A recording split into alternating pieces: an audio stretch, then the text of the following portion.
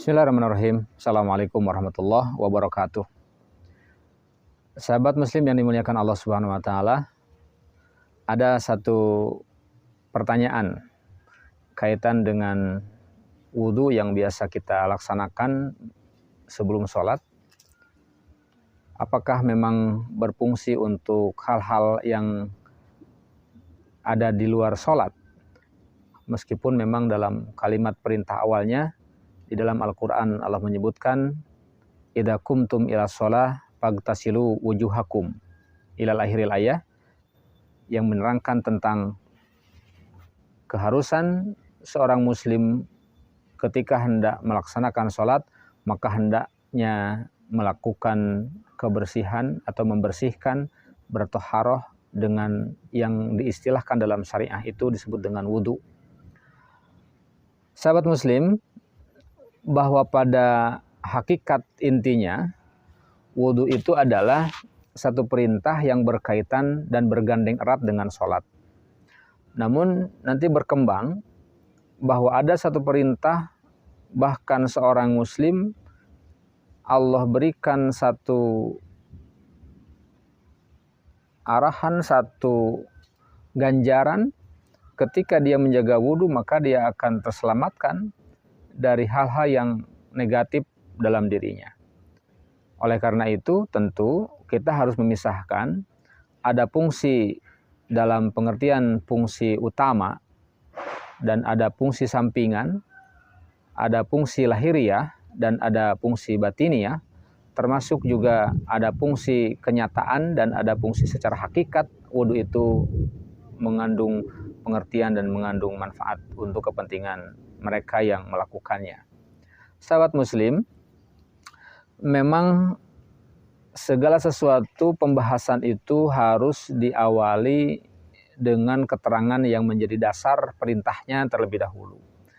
Oleh karena itu, kita mencukupkan bahwa hal utama berkaitan dengan kehadiran wudhu itu adalah untuk kepentingan melaksanakan sholat, karena memang sholat tidak menjadi sah apabila seseorang tidak berwudu terlebih dahulu. Adapun kemudian ketika wudu itu berefek kepada hal-hal yang lain, bisa saja itu memang terjadi. Misalnya wudu apakah akan menambah kecantikan, apakah akan menambah kesehatan, atau apakah akan menambah hal-hal lain di luar fungsi utamanya. Pada hakikatnya bisa terjadi itu semua karena memang ada dasar logikanya. Contoh, wudhu itu kan dimulai dari basuhan muka. Maka membasuh muka dengan teratur akan menghilangkan kotoran-kotoran di wajah kita. Kemudian akan juga mungkin membukakan pori-pori wajah kita sehingga wajah kita akan nampak terlihat cerah dan terus bersih. Itu adalah efek yang lain. Kemudian apakah fungsi-fungsi yang sifatnya bersifat lahiriah itu juga bisa didatangkan dari wudhu? Misalnya seorang muslimah tidak perlu berdandan dan cukup saja berwudhu. Tentu kaitan dengan subjektivitas permasalahan ini akan sangat tergantung sekali kepada para pelaku atau tergantung sekali kepada muslimah itu sendiri. Jika dalam kehidupan sehari-harinya memang seorang muslimah mencukupkan apa yang ada dalam dirinya secara natural, secara alami, bahwa dia cukup misalnya menghiasi wajahnya dengan membasuh muka saja tanpa menghadirkan kosmetik misalnya atau make up yang lain selain itu, maka tentu kecukupan dan ketidakcukupan itu akan sangat dirasakan dan akan sangat bermanfaat bagi yang bersangkutan. Karena pada prinsipnya keberadaan misalnya alat bantu untuk setidaknya menjaga kelembaban kulit atau untuk setidaknya mencegah dari kemungkinan adanya hal-hal yang mengotori, meski hal itu juga tidak dilarang di dalam Islam, karena kita boleh berupaya, boleh berusaha untuk menjaga kesehatan, namun tentu sebatas tidak merubah kodrat yang telah Allah berikan kepada kita. Dan tentu bagi kita akan sangat memahami bahwa wudhu ini yakin akan menjaga kita dari penyakit, akan menjaga kita dari unsur-unsur yang kotor mengenai badan dan tubuh kita serta wajah kita.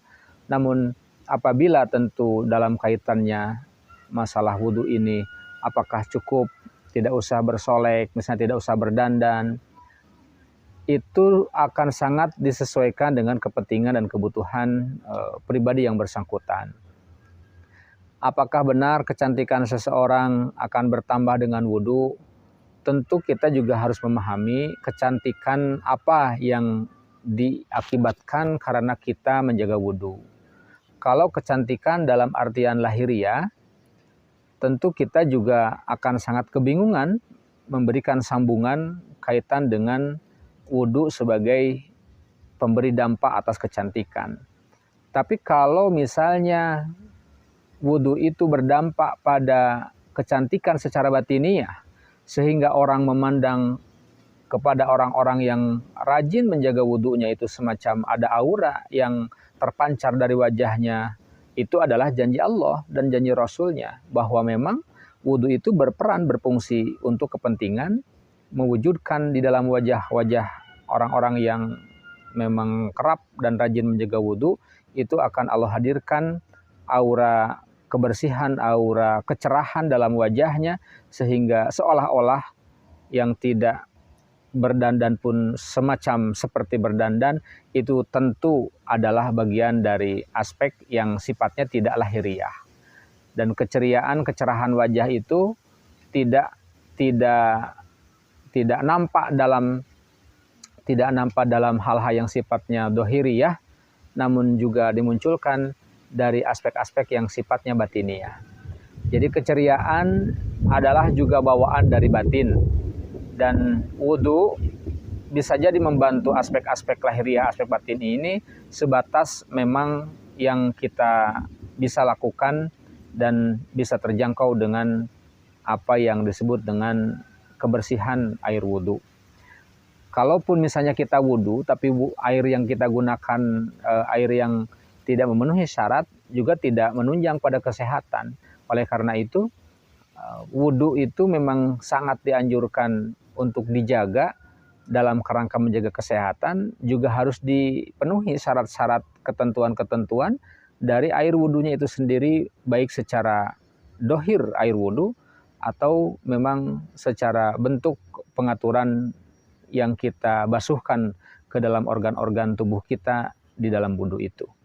Jadi pada prinsipnya tentu apakah misalnya hanya cukup dengan wudhu saja, kemudian seorang muslim atau muslimah tidak usah berdandan lagi, tentu ini pada hakikatnya akan sangat ditentukan oleh apakah dia membutuhkan berdandan lagi atau tidak. Karena pada prinsipnya berdandan itu juga tidak terlarang di dalam Islam, boleh. Hanya yang tidak boleh itu berdandan dalam kapasitas yang berlebihan. Berdandan itu bukan sesuatu yang membuat turun harkat dan martabat kemuslimahan. Misalnya kalau seorang muslimah, artinya sesuatu yang boleh dimenangkan dan memang harus ketika persembahan dari apa yang kita lakukan dalam berdandan itu untuk kepentingan orang-orang yang berhak menerima pelayanan dari dandanan yang kita lakukan.